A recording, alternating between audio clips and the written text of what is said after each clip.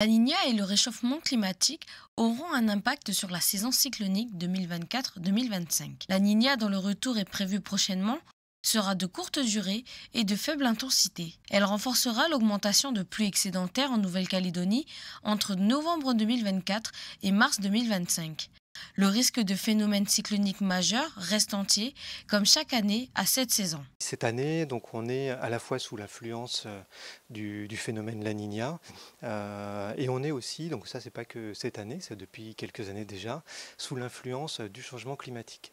Et donc sous cette double influence, d'abord du fait de La Niña, on s'attend à avoir une activité cyclonique qui va être concentrée sur l'ouest du Pacifique Sud et donc qui va toucher préférentiellement la Nouvelle-Calédonie et le Vanuatu.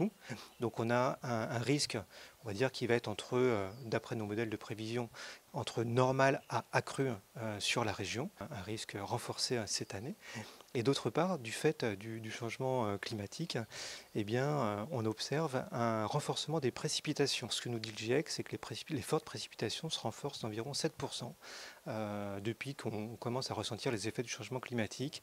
Les pluies constituent un réel danger selon Météo France.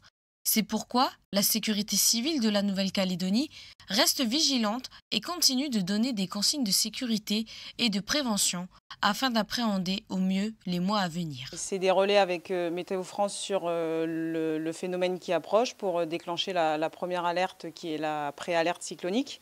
Et puis derrière, ça va être des conseils de direction avec différentes autorités et institutions justement pour déclencher le passage en alerte 1, 2 et ou phase de sauvegarde.